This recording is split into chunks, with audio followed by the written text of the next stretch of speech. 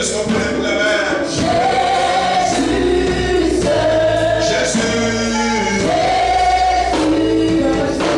C'est parmi.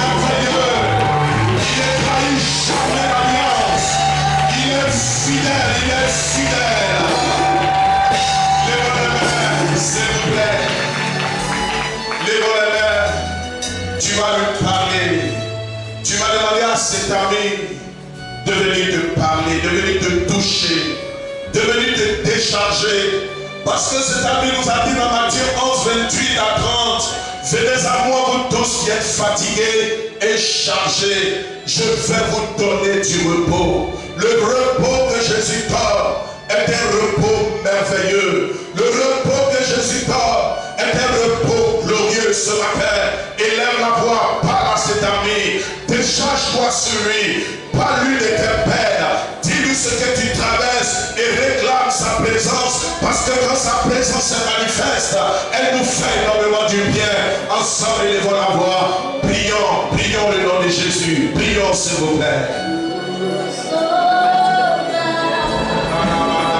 Je veux entendre ta voix, je veux entendre ta voix, je veux que tu lui parles, je veux que tu te décharges ce matin, je veux que tu parles à ton Dieu. Si tu es venu avec un cas de maladie, présente-lui cette situation, parce qu'il est celui qui nous guérit de toutes les maladies et même de toutes nos infirmités. Si tu es venu ce matin, brisé de ton cœur, laisse-moi te dire une chose, cet ami nous a fait une promesse, il dit que l'Esprit du Seigneur est sur lui. Dieu l'a oint pour annoncer une bonne nouvelle. Une bonne nouvelle à tous ceux-là même qui ont le cœur brisé. acclamation à Jésus. Peuple de Dieu, je veux que tu parles. Peuple de Dieu, je veux que tu te décharges. Peuple de Dieu, je veux que tu parles à ton Dieu. Ton Dieu est un Dieu bénisseur. Ton Dieu est un Dieu guérisseur. Ton Dieu est le Dieu du salut. Ton Dieu est le Dieu de délivrance. Proclame-le, prie-le ce matin. Prie ce matin ton Dieu. Décharge-toi sur lui.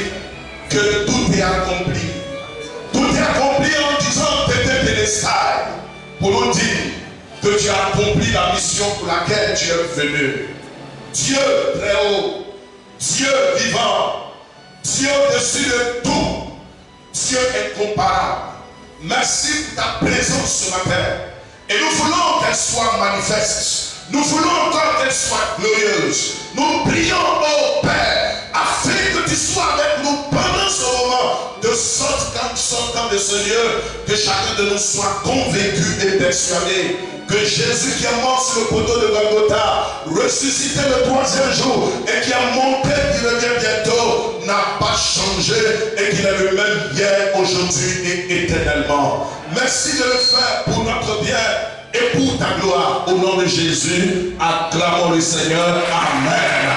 Acclamons-le. Ovationnons-le. Alléluia. Merci. Soyez bénis. Je vous salue dans le nom de Jésus. Veuillez vous asseoir, s'il vous plaît. Ce matin, je voudrais nous inviter à lire une portion des Écritures tirée du livre de Marc, le chapitre 12, le verset 29 à 31. Marc, le chapitre 12, du verset 29 à 31. 28, pardon, à 31. 28 à 31. Marc 12, Marc 12, 28 à 31. 31. Un des scribes les avait entendus discuter, sachant que Jésus avait bien répondu aux Sadducéens, s'approcha et lui demanda: quel est le premier de tous les commandements? Jésus répondit: voici le premier. Écoute Israël, le Seigneur, notre Dieu, est l'unique Seigneur. Verset 30. Et tu aimeras le Seigneur, ton Dieu, de tout ton cœur, de toute ton âme, de toute ta pensée et de toute ta force. Verset 31. Voici le second. Tu aimeras ton prochain comme toi-même. Il n'y a pas d'autre commandement plus grand que celui-là. Amen. Amen. Je reprends la lecture encore, s'il vous plaît. Un des scribes qui les avait entendus discuter, sachant que Jésus avait bien répondu aux Sadducéens, s'approcha et lui demanda: quel est le premier de tous les commandements? Jésus répondit: voici le premier. Écoute, Israël, le Seigneur notre Dieu est l'unique Seigneur. Verset 30. Tu aimeras le Seigneur, ton Dieu, de tout ton cœur, de toute ton âme et de toute ta pensée et de toute ta force. Voici le second. Tu aimeras ton prochain comme toi-même. Il n'y a pas de commandement plus grand que cela. Amen. Ce matin, je voudrais nous entretenir autour de ce thème, l'évidence de l'amour pour Dieu, ou du moins les preuves d'amour pour Dieu. Alléluia. Les preuves d'amour pour Dieu. Si tu n'as pas encore compris, si tu aimes Dieu, quelles sont les preuves? Amen. Dans mon message, je voudrais nous amener à comprendre ce qu'est l'amour pour Dieu. Amen. Vous savez, frères et sœurs, beaucoup ne comprennent pas ce qu'est le dévouement à Dieu. Plusieurs pensent que l'amour est une émotion qui à la fois est un mouvement et de l'action. C'est pas mauvais, c'est bon. Deuxièmement, je tiens à vous dire que l'amour n'est pas seulement ce que nous ressentons. Alléluia. Et je voudrais rapidement nous interpeller un peu sur ce que Jésus nous a dit concernant l'amour. Vous savez, nous avons 3 ou 4 moments d'enseignement ici sur l'amour. Et voici ce que moi je retiens dans cet enseignement. C'est que Dieu prend soin de nous parce qu'il nous aime. Alléluia. Regardez, frères et sœurs, l'amour que Dieu a pour toute l'humanité est différent de l'amour qu'un homme peut avoir pour son prochain. Gloire à Dieu. Parce que l'amour de Dieu est un amour qu'on appelle l'amour agapao. Alléluia. L'amour qu'un homme a pour son prochain est ce qu'on appelle l'amour philéo. Gloire à Dieu. Ça peut se caractériser par l'amour éros ou l'amour érotique. Gloire à Dieu. Mais l'amour agapao, l'amour de Dieu est au-dessus de toutes sortes d'amour. Amen. Oui, il prend soin de nous parce qu'il nous aime. Regardez, il fut un moment où tout le monde se plaignait ici à Milan, disant qu'il faisait chaud. Dieu a pourvu à nos besoins et il répond depuis un certain temps de la pluie. Alléluia. Frère, si c'était un homme qui n'aime pas son prochain, mon frère, il devait te laisser dans une prison. Gloire à Jésus. Deuxièmement, Dieu a de l'amour même pour ceux qui le haïssent. C'est un exemple à suivre. Regardez, il y a des gens qui persécutent l'église de Jésus. Il y a des gens qui, dans par ignorance, persécutent les chrétiens, critiquent certains enfants de Dieu. Et souvent, on est fâché de savoir, de demander au Seigneur de Père, pourquoi est-ce que tu ne frappes pas de telle personne? Frères et sœurs, les gens qui haïssent Dieu, Dieu les aime. Alléluia. Regardez Saul de Tarse, qui a persécuté l'église, qui a même participé à la mort d'Étienne. La Bible déclare qu'il était sur le chemin de Damas pour aller briser certaines églises. Lorsque Jésus dit amour, s'est révélé à lui. Alléluia. Et je veux même dire à quelqu'un ce matin que même Clé Salé qui bavarde aujourd'hui, là, Jésus l'aime encore. Est-ce qu'on peut acclamer Jésus? Alléluia. Et l'une des preuves de l'amour de Dieu pour l'humanité, c'est que Jésus a prouvé son amour envers nous en mourant sur la croix pour que nous puissions vivre éternellement avec lui. Qui dit mieux? Aucun fondateur de religion ne nous a fait une telle promesse. Alléluia. Aucun pasteur, aucun leader, aucun prophète, aucun fondateur de secte n'est mort sur un poteau ou n'est mort même en martyr pour pouvoir sauver l'humanité entière. Regardez, il a donné son sang qui s'est fait tuer, que toi et moi demain, nous puissions avoir part à la félicité éternelle. Ça s'acclame. Alléluia. C'est quelque chose que nous n'avons pas mérité. Amen. Et donc, quelles sont les preuves de l'amour d'une personne pour Dieu? Quand quelqu'un dit qu'il aime Dieu, quelles sont les preuves? Il y en a qui achètent des t-shirts et qui mettent j'aime Jésus. C'est pas mauvais. Mais ce n'est pas là une preuve palpable de l'amour que nous manifestons pour Dieu. Alléluia. Il y en a aussi qui s'affichent comme étant des chrétiens partout. C'est bon, mais ça ne définit pas totalement notre appartenance, notre amour pour Dieu. Amen. La première preuve d'amour d'une personne pour Dieu, c'est l'amour pour sa présence. Que tout le monde dise l'amour pour la présence de Dieu. Nous allons lire le psaume 42, le verset 1 à 2. L'une des preuves. Et pour ceux qui prennent note, vous pouvez aussi noter le psaume 63, le verset 1 à 2. Psaume 42, le verset 1 à 2. Psaume 42, verset 1 à 2. Au chef des chants, cantique des fils de Corée. Comme une biche soupire après des courants d'eau, ainsi mon âme soupire après toi, ô Dieu. Dans le verset 3. Au verset 2 maintenant. Nous sommes maintenant au verset 3. Verset 3. Voilà. Mes larmes sont ma nourriture, jour et nuit. Ah, d'accord. Ok, chez toi, c'est le verset. On va au verset suivant. Voilà.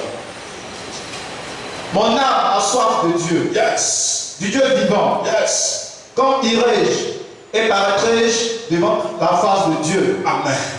Que tout le monde dise Seigneur, aide-moi à aimer ta présence. Amen. David ici utilise une figure de style pour nous démontrer son amour pour Dieu. Il dit, comme une biche soupire après des courants d'eau, ainsi mon âme soupire après toi, ô Dieu. La biche soupire après des courants d'eau de deux manières. Alléluia. Premièrement, quand elle est poursuivie par un lion, ou du moins par un fauve. Quand ça ne va pas, la biche cherche un endroit où il y a de l'eau. Et puis, une fois qu'elle est dans l'eau, le lion, le tigre, rebrousse chemin. Alléluia.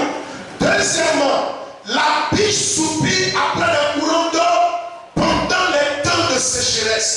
Là, quand elle a soif, elle a l'éteinte. Elle est là comme ça. Et puis, elle va partout en quête d'eau. David dit, de la manière dont la biche soupire après l'eau, c'est de cette manière-là. Lui, David, soupire après Dieu. Alléluia. Et il va plus le dire, son âme a soif de Dieu. Bien aimé, quand on aime une personne, on aime s'accompagner. Alléluia. Une chance pour les amoureux de Dieu, c'est qu'ils aiment traîner autour de la présence des autres. Si tu aimes quelqu'un, frère, tu aimes toujours être en sa compagnie, n'est-ce pas? De même, si une personne dit qu'elle aime le Seigneur, elle doit être constamment dans la présence de Dieu. Alléluia.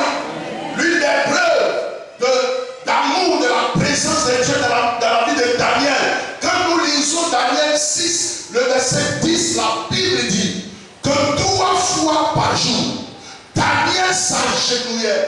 Il prenait la position de Jérusalem. Pourquoi faire? Pour prier l'Éternel, son Dieu. Amen. 3 fois.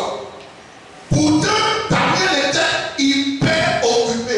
Quand souvent j'entends certaines personnes dire, le travail me prend le temps. Je dis oui, c'est vrai. Tu dis merci à Dieu parce que le travail te prend énormément de temps. Mais Daniel aussi était premier ministre de la grande Babylone. Alléluia. Il gérait 147 provinces. Son royaume s'étendait de l'Éthiopie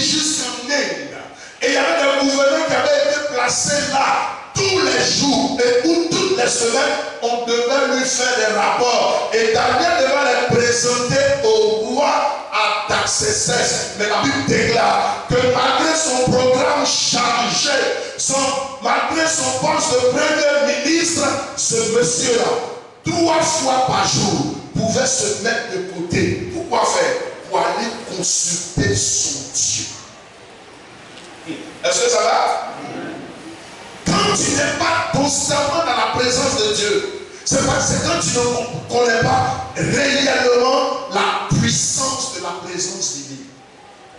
Pour ceux qui veulent savoir la puissance de la présence divine, laissez-moi vous donner quelques éléments. Parce que nous avons étudié cela dans notre séminaire de 8 jours, dont le thème est intitulé « Que les portes s'ouvrent » à partir de dimanche prochain. Amen. La présence de Dieu nous enrichit. Quand une personne est constamment dans la présence de Dieu, il y a une certaine richesse, pas forcément matérielle ou financière, qui l'anime. Et on peut le vérifier dans 2 Corinthiens 3, le verset 18, qui dit: nous tous qui, le visage découvert, contemplons la gloire du Seigneur, nous sommes transformés en la même image, de gloire en gloire, comme par le Saint-Esprit. Quand tu es dans la présence de Dieu, frère, tu es transformé, tu es changé. Alléluia. Demandez à Moïse, la Bible déclare que quand il descendait de la montagne, après 40 jours, son visage était rayonnant. Gloire à Jésus. Quand tu es constamment dans la présence de Dieu, Dieu change ton identité. Quand tu es constamment dans la présence de Dieu, c'est une nouvelle étiquette qui est collée sur ta personne. La deuxième chose que nous avons lorsque nous sommes dans la présence de Dieu, c'est que la présence de Dieu nous donne de l'avance en termes de savoir.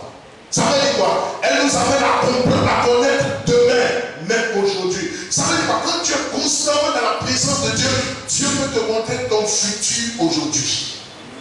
Est-ce que ça va? Qui veut que Dieu nous montre son futur aujourd'hui? Qui veut que Dieu nous dise des choses extraordinaires? Acclame Jésus pour cela. Amen.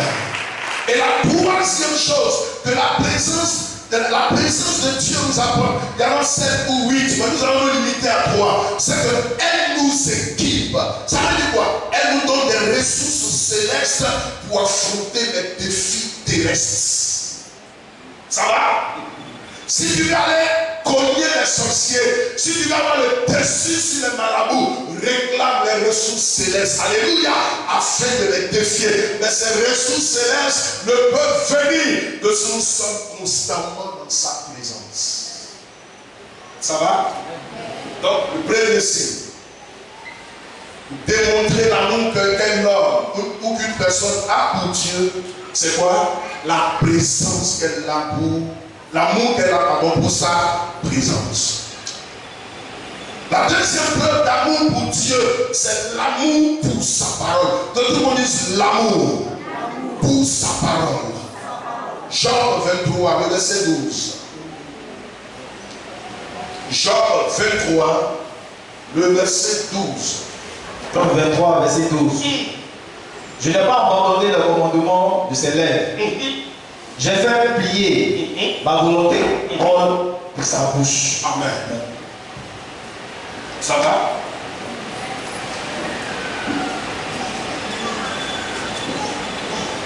Je n'ai pas abandonné le commandement de ses lèvres.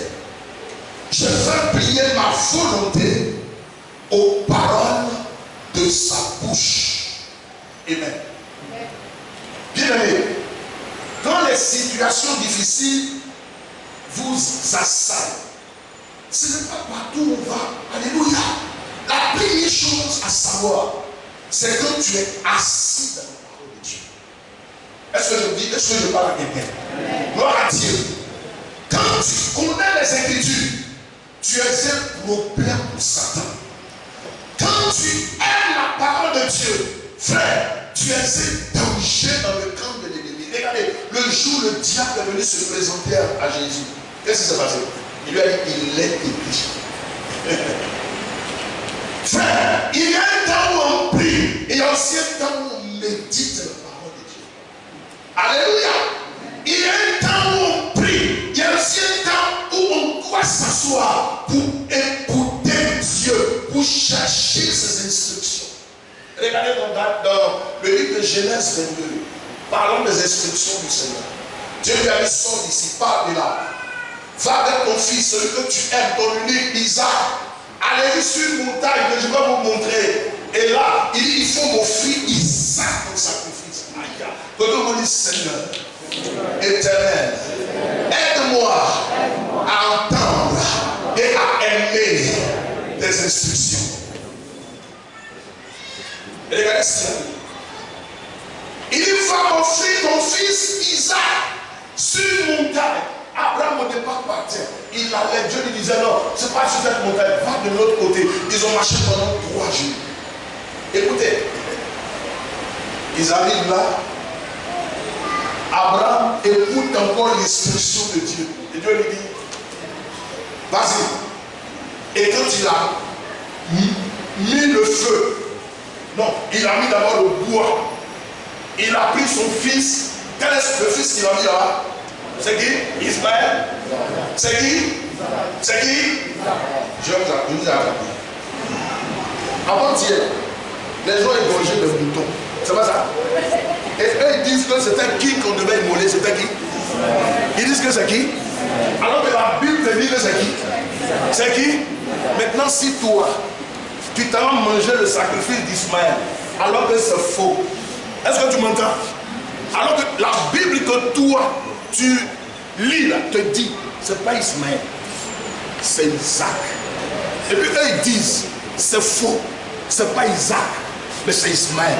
Et puis tu laisses le sacrifice d'Isaac pour aller manger le sacrifice d'Ismaël. Entre nous, est-ce que tu n'es pas une traite? Est-ce que vous me dites? Donc Dieu te dit, c'est Isaac. Le père du mensonge dit, c'est Ismaël. Toi, tu laisses ce que Dieu te dit pour aller manger ce que le père du mensonge te dit. Dans ce cas, frère, qui a trahi quoi? La Bible dit, il séduira par des flatteries les traites de l'alliance. Mais ceux du peuple qui connaîtront leur Dieu agiront avec quoi? Un véritable enfant de Dieu est ferme dans sa conduite. Est ferme. Alléluia. Si tu lisais la Bible, tu n'avais pas regardé à ton conduit. Alléluia. Mais tu avais appliqué ce que disent les Écritures. J'ai été même choqué de voir une amie pasteur poster ça sur Facebook. Et puis il m'a dit, mouton en doudet. Elle amie pasteur.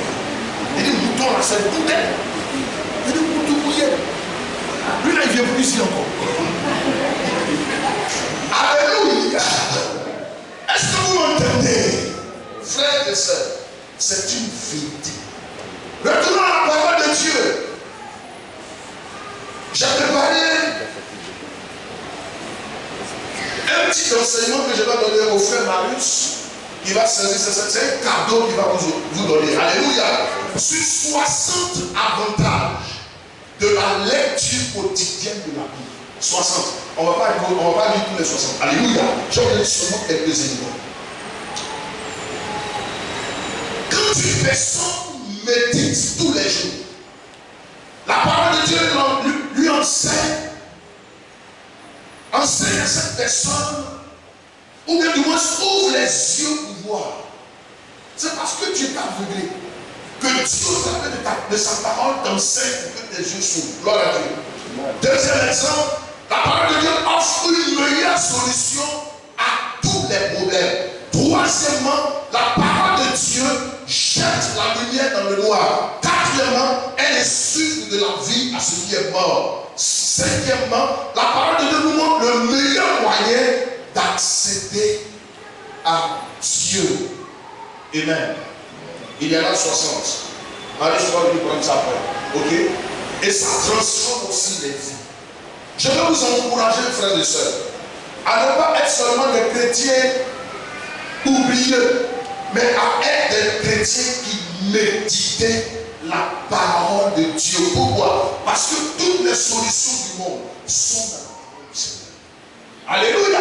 Un véritable enfant de Dieu, une personne qui aime véritablement le Seigneur, est constamment dans la parole. Dieu a dit à Josué de se dire de la loi, de se loin point de ta bouche, médite-le jour et nuit pour agir fidèlement. C'est alors que tu auras du succès, c'est alors que tu réussiras dans tout ce que tu entreprendras. Amen. Il n'est pas possible pour nous d'aimer Dieu et de ne pas aimer sa parole. Chaque distance de la parole de Dieu montre une faillite d'amour pour Dieu. J'ai été un peu choqué de voir, enfin c'était pas une chambre à bénir Dieu pour cette maman. Elle faisait des songes bizarres où elle se retrouvait tous les jours avec les morts. Et qui dit mort par des démons. Et puis il y a un mort qui est venu lui dire, si tu ne veux pas mourir, il faut aller faire offrande de rachat. Et elle m'a appelé le vendredi. Parce que Jérusalem, mon fils, comment tu vas? J'ai dit, ça va, maman, dit, viens s'il te plaît. Et puis elle m'a dit, je veux faire offrande de rachat. Frère, je l'avais mis dans ma poche. Et puis elle m'a dit, offrande de rachat. Je lui ai dit, maman, c'est quoi l'offrande de rachat? Elle m'a dit, non, je lui ai dit telle somme. On m'a demandé de le faire. Et puis quand j'ai pris des consciences, on m'a dit, oui, pour l'offrande du rachat existe. Je lui ai dit, maman, Jésus-Christ vous a racheté une fois pour toutes. Alléluia.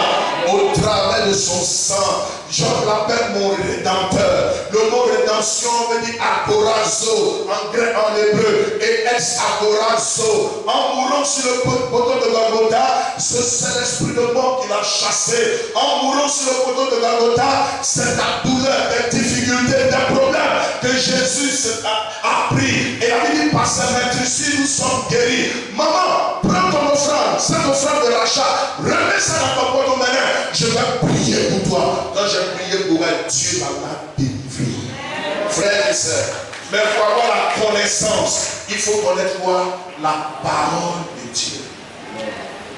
Les marmailleurs vous fatiguent. Pourquoi? Tout simplement parce que vous ne méditez pas tous les jours. Je parle à quelqu'un. Je parle à quelqu'un. Il y a des gens ici là que je connais la cité. Avec une bonne offrande comme ça, alléluia, frère. Ce n'est pas toutes les offrandes qu'on prend. Gloire à Jésus.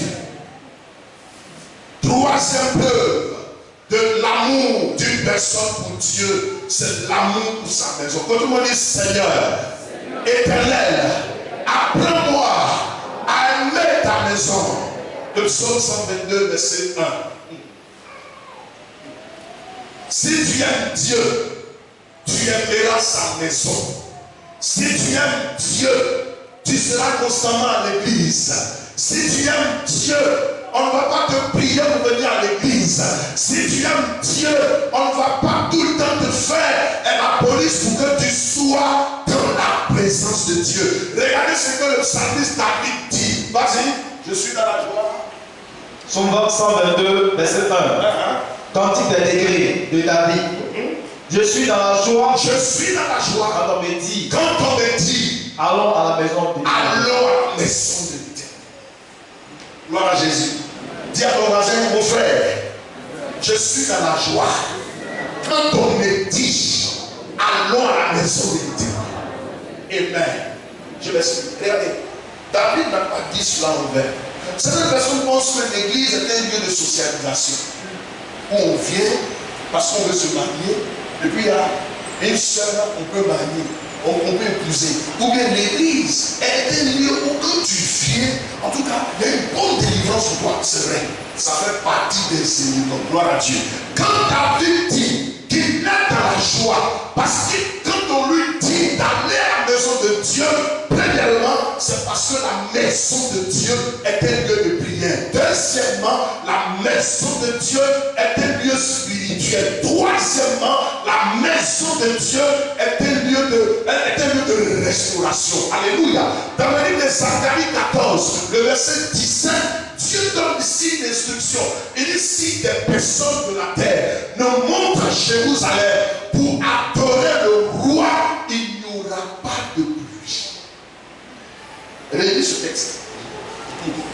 Zacharie 14, le verset 17.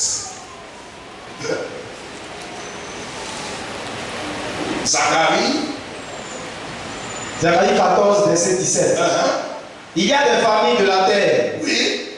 qui ne montent pas à Jérusalem Qui ne montent pas à Jérusalem. pour se prosterner devant le roi. Si ces familles-là ne vont pas à Jérusalem, là où il y a le temple de Dieu, là où il y a la maison de Dieu, là où toutes les nations de la terre doivent s'assembler pour élever la voix vers Adonai. Si ces familles-là n'y vont pas, regardez la conséquence. L'Éternel des armées, L'Éternel des armées, la pluie ne tombera pas sur elle. ça va. Souvent, certains chrétiens échappent à certaines bénédictions tout simplement parce qu'elles ne sont pas assidues ou dans la maison du Seigneur. Alors, si tu dis que tu es amoureux de Dieu, ma soeur, regarde-nous quand on était dans le monde, hein? On avait des copines. Tu vois, on n'a jamais de copines. Gloire à Jésus. Alléluia. Mais regardez, souvent les copines, c'est les enfants de riches. Mais quand ils t'aiment, même si tu donnes dans Babougou, est-ce qu'on va pas venir dormir dans Babougou? Répondez-moi. Les jeunes filles, est-ce que vous n'avez jamais fait ça? Alors, si tu dis que tu aimes Dieu, si tu dis que tu es amoureux du Seigneur, alléluia, sa maison ne sera pas distante pour toi. Si tu dis que tu aimes Dieu, si tu dis que tu es un amoureux du Seigneur, même si la maison de Dieu, ton amoureux est sale, tu seras là. C'est pas ça? Il y a des gens qui vont dans les églises parce qu'ils n'ont pas de conviction. Ils vont dans les églises à cause du climatiseur. Non, on ne va pas à l'église à cause du climatiseur. C'est d'abord pour l'amour de notre Seigneur. Je crois que est-ce que quelqu'un peut acclamer Jésus? Amen. Quatrième preuve d'amour pour Dieu. Jean 21, de verset 15 à 17. L'amour pour les âmes. Si tu m'aimes, perds les brebis.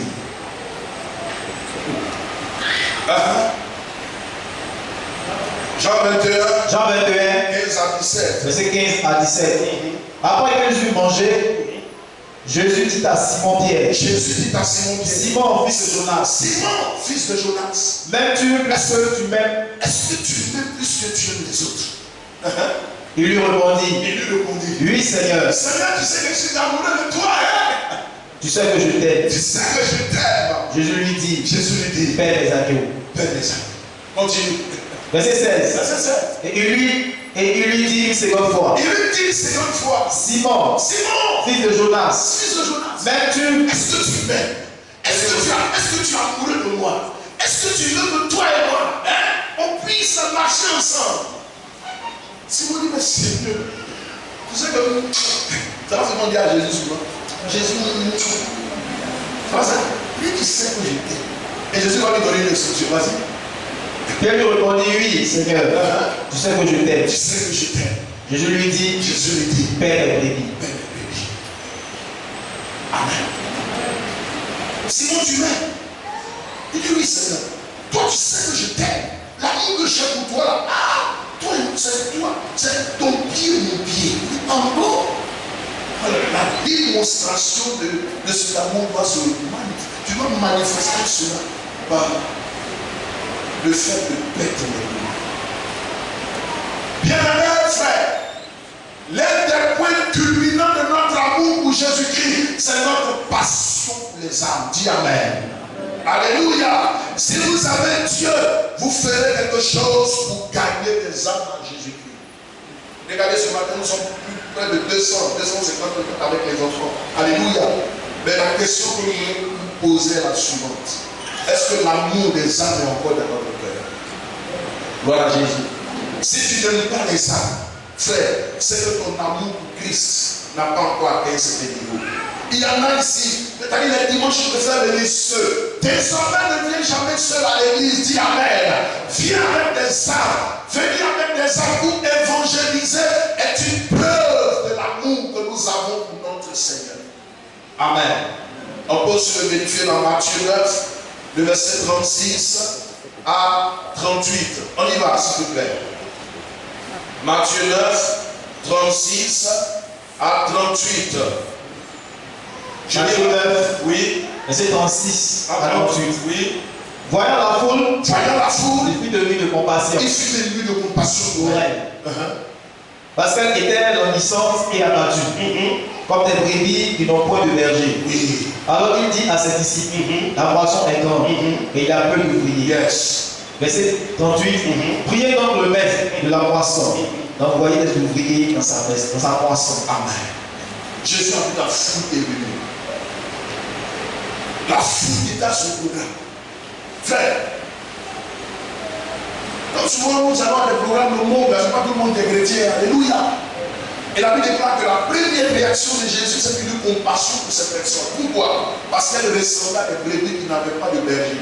Une brebis qui n'a pas de berger pour elle. Gloire à Jésus.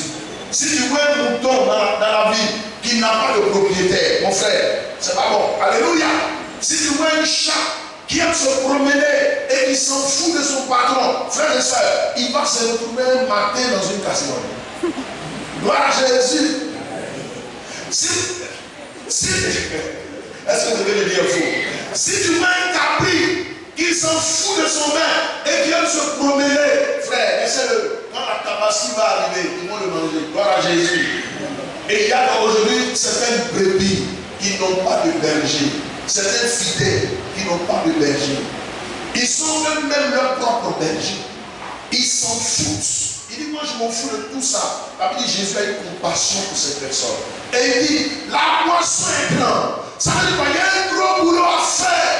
Mais il y a peu d'ouvriers. Et il nous exhorte, en tant qu'amoureux de Jésus-Christ, à prier, lui qui est le maître de la moisson, pour qu'il envoie des ouvriers, des pasteurs, des évangélistes, des diacres, des apôtres, des anciens, dans la moisson, dans le monde, afin de gagner ses âmes à Jésus. Si tu dis que tu aimes Dieu, l'amour pour les âmes, la passion pour les âmes doit être ton fort. Acclame Jésus, s'il te plaît. Amen. Donc, récapitulons, la première preuve d'amour, c'est quoi? C'est l'amour pour sa présence. Deuxièmement, l'amour pour sa parole. Troisièmement, l'amour pour sa maison. Quatrièmement, l'amour pour les âmes. Cinquième preuve d'amour, l'amour pour les enfants de Dieu. Répète après moi, l'amour pour les enfants de Dieu. Ésaïe 58, le verset 6.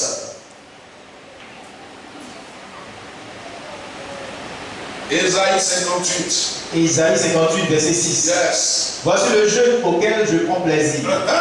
Détache les chaînes de la méchanceté. Détourne les liens de la servitude. Renvoie libre les opprimés. Et que l'on rompt toute espèce de jour. Merci. Le jeûne auquel Dieu prend plaisir. À partir de dimanche prochain, tout le monde sera au jeûne, n'est-ce pas? Alléluia. Mais laissez-moi vous dire une chose. Avec Dieu, il y a jeûne et puis il y a jeûne. Il y a des gens qui peuvent jeûner 40 jours secs et ne rien recevoir du Seigneur. Tandis que d'autres pourront jeûner ne serait-ce qu'une seule journée et être exaucés. Ça va? Pourquoi? Parce que Dieu dit qu'il y a des jeûnes auxquels il prend plaisir. Et il dit, voici le jeûne auquel je prends plaisir. Détache les chaînes de la méchanceté. Il dit, le jour où toi tu jeûnes avec toute la maison, tu dis à ta servante, c'est là qu'il faut sortir les habits. Et puis tu dis, il faut laver. Les dimanches, où Dieu nous demande d'être tous des adorateurs, tu la regardes comme ça, tu dis, toi maintenant tu les sens à quelqu'un qui doit t'asseoir même sur les chaînes de l'église. Regarde comme ça. Et c'est là où tu dis, bon d'accord, il faut aller faire le marché. Je suis en train de parler avec vous aujourd'hui, alléluia, amen. Tu vas faire le marché. Dès que tu finis de faire le marché, tu laves la douche. Tu laves la douche de maman, tu laves la douche de papa. Et puis tu es ici, alléluia. Gloire à Dieu. Gloire à Dieu. Il dit dans l'adoration, le jour où tu seras en train d'adorer, même ton mouton doit être en train d'adorer avec toi. Quels sont ceux qui sont venus ce matin et qui ont laissé Papoutou ou Mamoutou à la maison? Écoutez, Dieu ne prendra pas plaisir à notre manière d'adorer. Alléluia. Il dit le jeûne auquel il prend plaisir est le suivant. C'est lorsque nous détachons les chaînes de la méchanceté. Nous dénouons les liens de la servitude. C'est le jour du jeûne. Au moment où tu sors, tu es sorti, tu n'as pas tu vois Le gars qui te devait de l'argent, qui a disparu, il dit, alléluia. Et puis, sans même garer à côté d'une station comme ça, avec du frein comme ça, à tuer. Et puis tu ouvres la portière pour gêner les gens qui sont de l'autre côté, puis tu te connais. Mais 200 000 francs, il va donner. Est-ce que tu me connais? Est-ce que tu me connais? Et puis tu commences déjà. Il dit, dénoue les chaînes du bois à tes oppresseurs. Je parle à quelqu'un. Je parle à quelqu'un. Si tu dis que tu es Dieu, tu dois aimer les enfants de Dieu. Amen. Rends libre les opprimés et que l'on rompe toute espèce de joug. Si nous avons sincèrement Dieu, nous devons être des personnes aimables, adorables. Alléluia. Nous ne pouvons pas aimer, nous ne pouvons pas marcher dans l'amour pour Dieu et puis ne pas attraper l'amour de Dieu. Tu dis que tu aimes Dieu, attrape l'amour du Seigneur. Amen. Ça va? Si vous voulez chercher les ennuis de Dieu, touchez à son enfant. Mais si vous ne voulez pas toucher, vous ne voulez pas toucher aux ennuis du Seigneur, ne touchez jamais à ses enfants. 6e preuve d'amour pour Dieu, l'amour pour les gens. Que tout le monde dise l'amour pour les gens. Amen. Marc 12, que nous avons lu, nous dit, tu dois aimer l'Éternel, ton Dieu, de tout ton cœur, de toute ton âme et de toute ta force. Amen. Et tu aimeras ton prochain comme toi. Qui c'est que Dieu est? Qui c'est que Dieu est? J'aime te montrer cela. Regardez. C'est parce que Dieu nous aime. Ça va? Il nous a créés à son image et à sa ressemblance. Ça va? Première chose, c'est parce qu'il nous aime. Il n'a pas créé le mouton à sa ressemblance. Parce que nous sommes aussi des animaux, alléluia, mais des animaux ensemble. Avant même que l'homme ne soit créé, et ça c'était le 6e jour, Dieu avait déjà créé des hippopotames. Le premier animal qui a été créé sur cette terre des hommes, c'était les hippopotames. La Bible les appelle les monstres marins. Mais les hippopotames, les crocodiles, les chevaux, les éléphants n'ont pas été créés à l'image de Dieu. C'est l'homme qui a été créé à l'image de Dieu. Deuxième preuve d'amour de Dieu pour l'humanité. C'est parce que Dieu a aimé l'homme et aime les hommes qu'il a donné ce qu'il avait de valeur. Alléluia. Jésus-Christ de Nazareth, son Fils unique, afin que quiconque croit en lui ne périsse point, mais ait la vie éternelle. Est-ce que ça va? Alors, bien aimé, je vais terminer ce jour à savoir que Dieu nous aime. Alléluia. Et si Dieu nous aime, nous devons aussi faire retourner cela à notre prochain. 7e preuve d'amour. L'amour pour Dieu nous amène à donner pour sa cause. 1 Roi 3, verset 2, verset 3 à 4. L'amour pour Dieu nous amène à donner pour sa cause. Si tu dis que tu aimes Dieu, frère, savoir si se ressentit dans ta poche. J'ai aimé le texte du frère Boumani, tiré de 2 Corinthiens 8, le verset 3. Ils se sont donnés eux-mêmes d'abord à Dieu. Est-ce que ça va? Et ensuite, malgré leur pauvreté, est-ce que vous m'entendez? Malgré leur pauvreté, la Bible déclare qu'ils soutenaient le ministère de l'apôtre Paul. Pour dire qu'on n'a pas besoin d'être riche, on n'a pas besoin de vivre dans l'opulence pour soutenir la cause du Seigneur. On n'a pas besoin, frères et sœurs, d'être dans des Range Rover, d'être dans des villas cossus. On n'a pas besoin d'avoir des comptes bancaires remplis ou fournis pour soutenir l'œuvre de Dieu. Si tu dis que tu aimes Dieu, l'amour pour Dieu doit se faire ressentir par ta poche. 1 roi 3, le verset 3 à 5 nous parle de Salomon qui allait à Gabaon. Pourquoi faire? Pour aller offrir non pas des sacrifices, mais des holocaustes à Dieu. On pouvait lui poser la question de Salomon, pourquoi tu offres ces choses à Dieu? Voici certainement sa réponse. 1. Ce n'était pas évident que moi je sois le roi d'Israël. Pourquoi? Parce que ma mère n'est pas entrée dans le foyer de la bonne manière. C'était la femme d'un certain Uri que mon père David a codifié et qui a été tué par ce dernier. 2. Ma mère est entrée dans le foyer d'une manière bizarre. 3. Je ne fais même pas partie des 5 premiers fils de David. Je suis le 6e. Et il a plu à Dieu de me faire cette grâce d'être sur le trône d'Israël. Je ne l'ai pas mérité. Bien aimé, ta fortune, ta richesse, ton élévation, ta position ne viennent pas de ton cerveau, mais proviennent de la grâce de Dieu. La Bible déclare qu'ils ne sont pas sauvés par nos œuvres, mais ils sont sauvés par le moyen de quoi? De la foi en Jésus de Nazareth. Est-ce que quelqu'un peut dire Amen?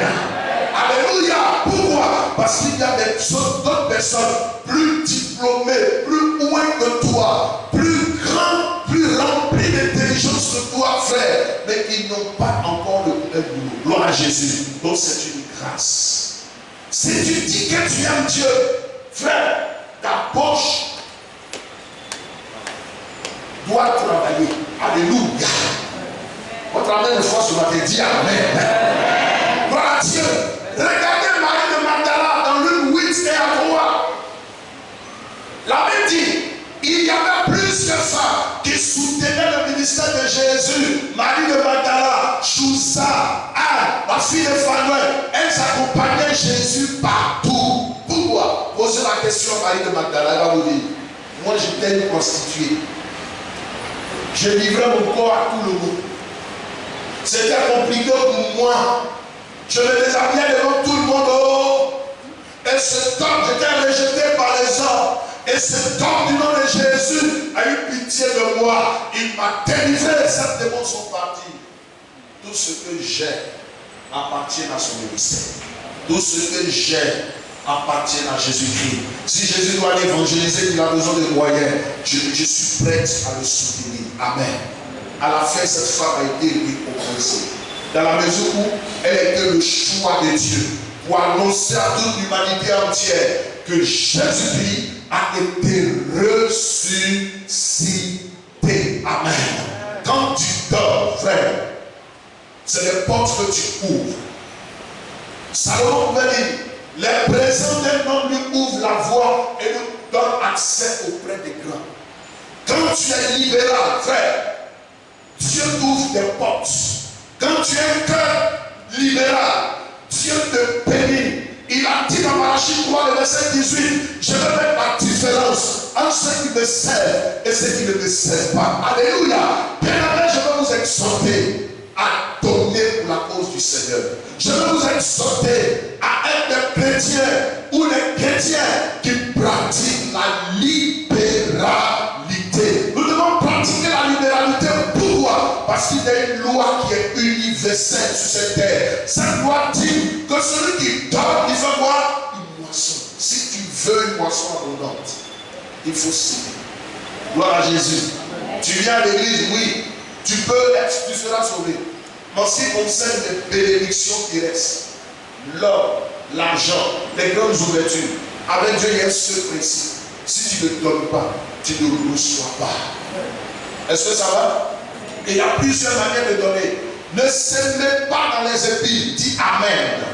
S'aimer dans la bonne terre. S'aimer dans les endroits où le nom de Jésus est glorifié, où le nom de Jésus est élevé, où les dons peuvent servir à l'avancement de l'œuvre du Seigneur. Amen.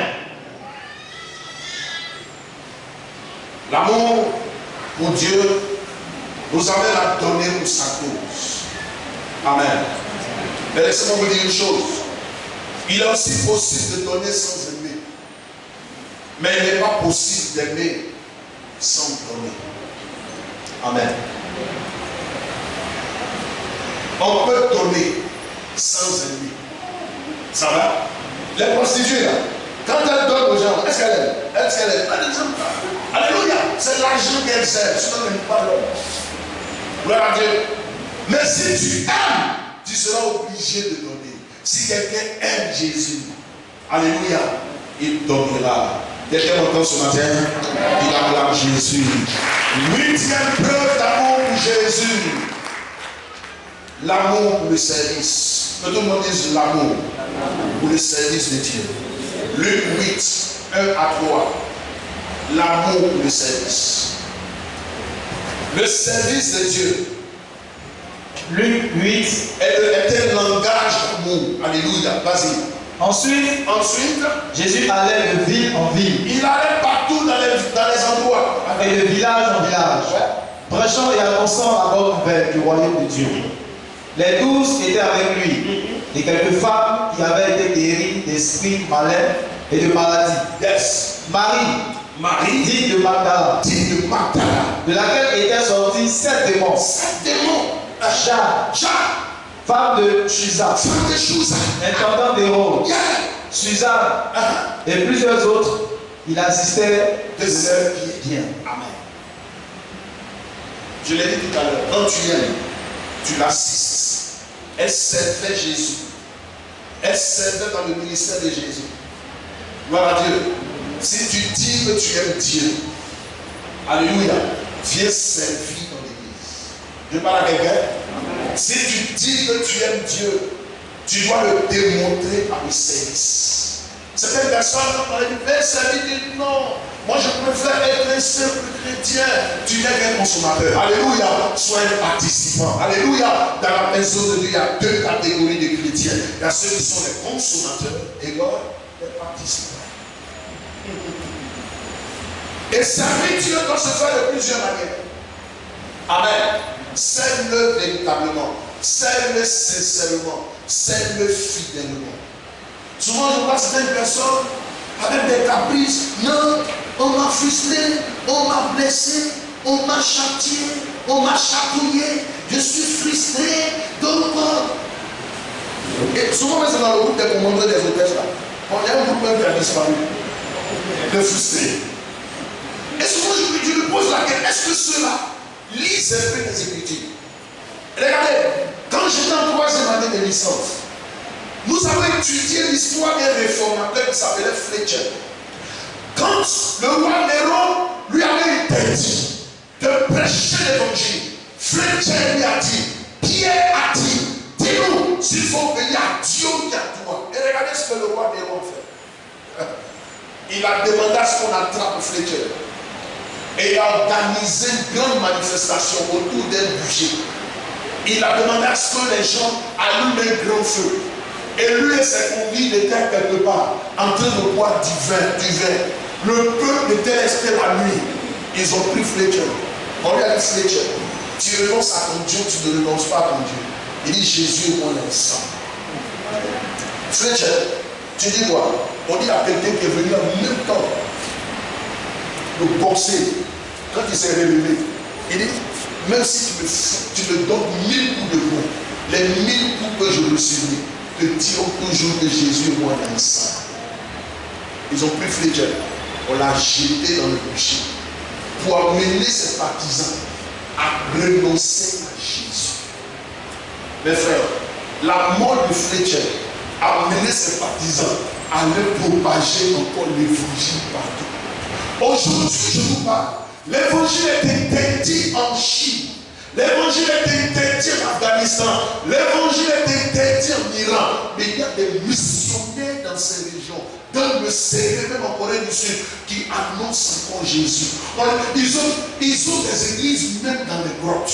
On les appelle les églises des catacombes. Ils sont là dans les grottes. C'est-à-dire qu'ils s'envoient des codes. Ils ont des groupes WhatsApp. Et puis ils disent, aujourd'hui, on va dans le shop du frère Usuel André. Il il y a une grotte là-bas. Et puis souvent ils sont là-bas. Au moins à 1000, ça tombe. Oh Jésus, tu es vivant. Au moins la police va se rendre compte, ils sont dispersés. Ceux que la police attrape, on les jette en prison. Dès qu'ils sortent, ils disent Jésus est Seigneur. Et Jésus est vivant. Est-ce qu'on peut acclamer Jésus?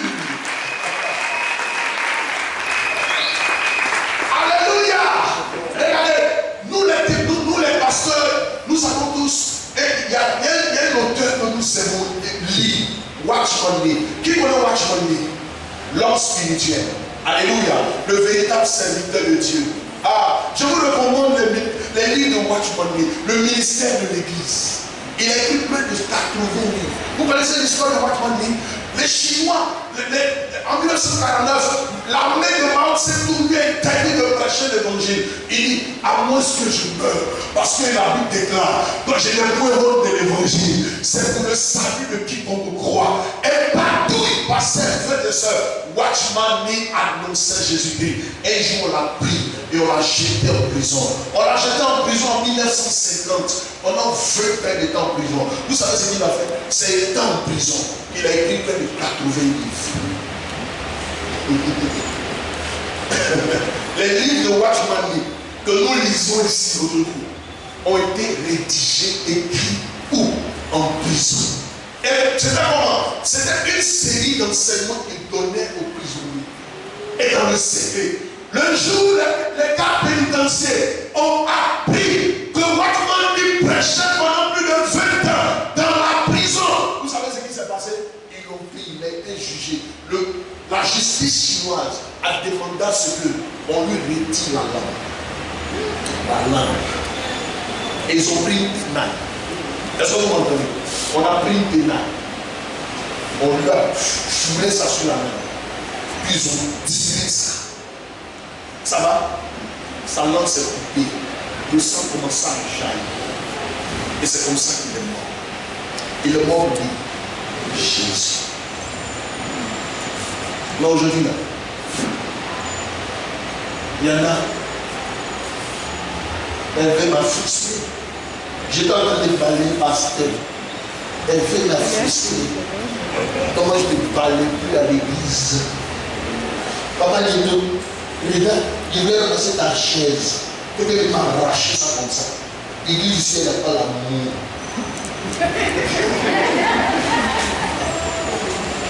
Si tu es Dieu, alléluia, tu vas nous servir. Je parle à quelqu'un. Je parle à quelqu'un. Les chrétiens modernes n'aiment pas les Hébreux. Les chrétiens modernes n'aiment pas qu'on les humilie. Les chrétiens modernes n'aiment pas qu'on les insulte. Les chrétiens modernes refusent les difficultés. Bien aimé, moi c'est quand on m'humilie, c'est quand on m'insulte, c'est quand on me critique à tort que j'avance sur le royaume de Dieu. Est-ce que cela peut être ainsi pour toi sur le terrain? L'une des preuves de la maturité d'une personne, c'est sa manière, c'est de voir sa manière à servir Jésus. Qui vous a dit qu'on peut servir Jésus sans croix? Qui vous a dit qu'on peut servir Jésus sans humiliation? Qui vous a dit qu'on peut servir Jésus sans difficulté? Jésus dit quoi? Si les hommes vous énervent, sachez une chose, c'est que je vous aime. Alléluia. Faites attention. Faites attention parce que la persécution fait partie de l'héritage d'un enfant du Seigneur. Alors, avant la fin de son message, tous ceux qui se croyaient frustrés, blessés, laissez-moi vous dire une chose, ça fait partie de votre marche avec Jésus. Regardez vos différents départements, regardez vos différentes commissions, regardez cela pourquoi? Parce que si cela arrive au bois vers Jésus, car il bâtit la croix qui est un bois sec. Que Dieu vous bénisse ce matin. Dernier élément, si nous disons que nous aimons Dieu, nous allons lui faire plaisir. Que tout le monde dise, je vais faire plaisir au Seigneur. Amen. Jean 14, 15, pardon, et Apocalypse 4, du verset 11. Lis Apocalypse 4, 11. Apocalypse 4. Apocalypse 4, verset 11. Tu es dit, notre Dieu et notre Seigneur et notre Dieu, de recevoir la gloire et l'honneur et la puissance.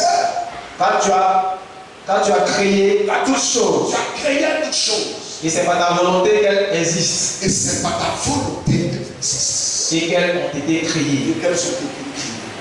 Amen. Au siècle des siècles, tu règnes ô éternel.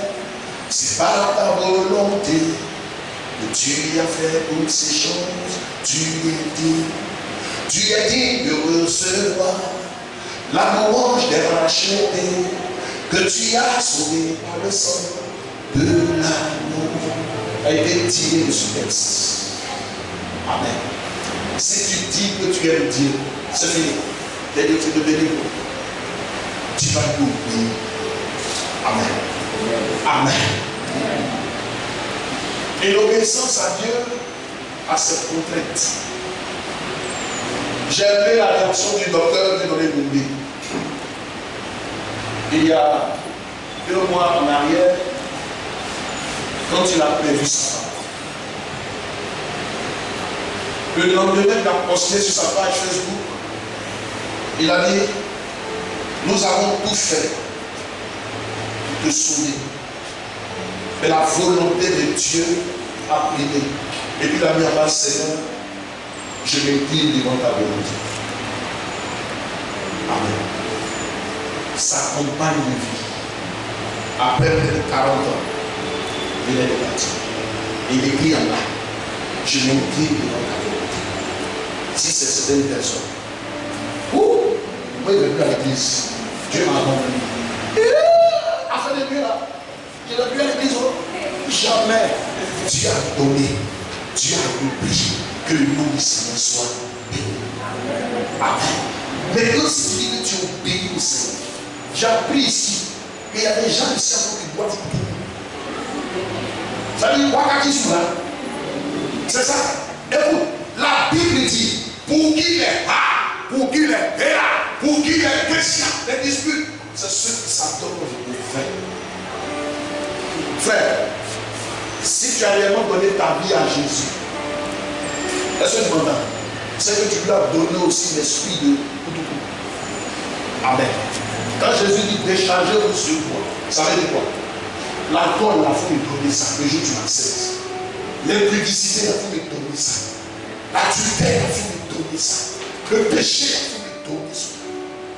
Il y en a encore ici. Là. Ils vivent en couple, mais ils sont encore des petits tisards. Et puis ce sont ceux qui prennent l'esprit de Dieu. Toi, tu aimes Dieu. Tu n'aimes pas Dieu, tu n'aimes pas le Seigneur. Tu ne peux pas prétendre aimer Dieu et faire la volonté du diable. Ce matin, je veux vous exhorter à aimer le Seigneur. À que cet amour abonde en vous sur ces petits principes. Que Dieu vous bénisse ce matin. Au nom de Jésus. Amen.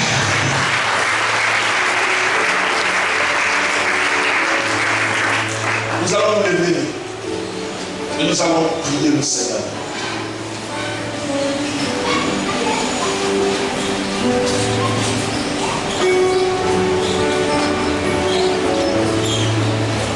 La louange des rachetés que tu as sauvé par le sang de l'agneau. Lève-moi les mains comme ça, comme ça. Réalise aujourd'hui quelque chose. Réalise que ton obéissance a été peut-être partielle, pas totale, pas complète.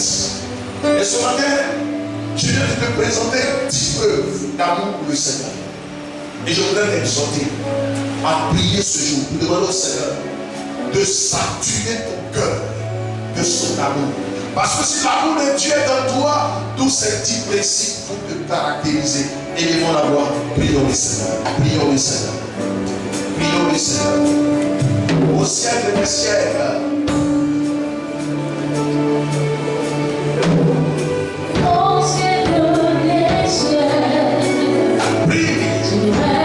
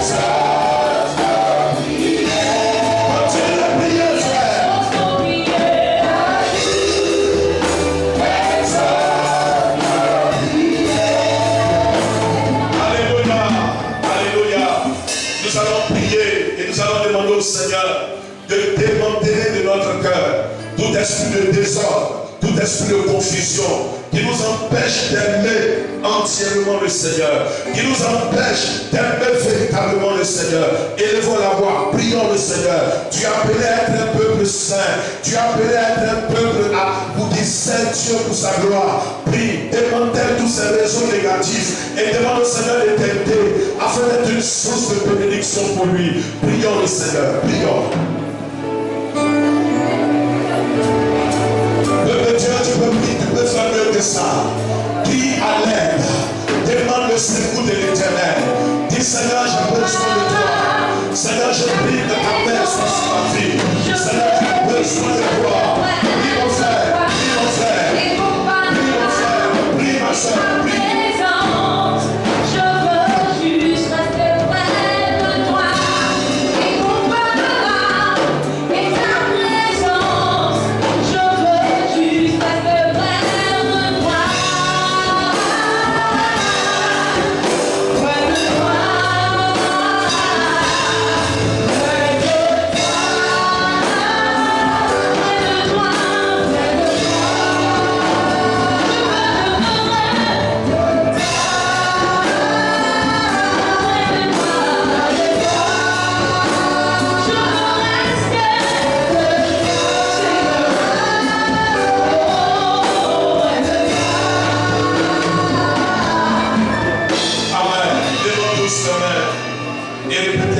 Cette parole dit notre Père et notre Dieu, notre Père et notre Créateur.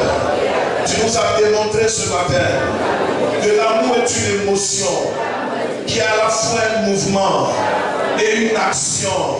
Tu nous as enseigné que ce matin que l'amour n'est pas seulement de l'émotion, n'est pas seulement ce que nous ressentons, mais tu nous as démontré que si nous t'aimons, nous devons aimer ta présence. Oh Dieu, à l'instar de David, aide-moi à avoir soif de toi, à avoir soif de toi dans la prière. Aide-moi à avoir soif de toi dans le recueillement, dans l'adoration. Seigneur, tu nous as encore enseigné que si nous t'aimons, nous devons aimer la parole. Je prie que ce matin, tu m'aides à aimer la parole, à la chérir, à vivre avec elle, afin d'être transformé de gloire en gloire à l'image de Jésus. Tu nous as encore enseigné, oh Dieu, que si nous t'aimons, nous devons avoir l'amour pour ta maison. Ce matin, oh Père, aide-moi à aimer ta maison, à aimer l'église. Aide-moi à être régulier à l'église, parce que venir à l'église est un mystère. David pouvait dire, je suis dans la joie quand on me dit, allons à la maison du Seigneur. Parce que dans ta maison, il y a la restauration. Dans ta maison, il y a la vie. Je prie que ce matin, tu transformes toutes les maladies en guérison. Parce que je suis dans ta présence. Je prie que ce matin, oh Dieu, tu me décharges. Oh Seigneur, parce que tu m'as fait la promesse du déchargement. Maintenant Seigneur, laisse que ton esprit, le Saint-Esprit, qui est l'esprit de conseil, de vérité, d'amour, de puissance, descende dans ma vie afin de mettre en pratique toute la parole, toute la parole, toute la parole, toutes ces instructions pour ta gloire et pour notre bien, au nom de Jésus. Est-ce qu'on peut acclamer Jésus? Est-ce qu'on peut ovationner?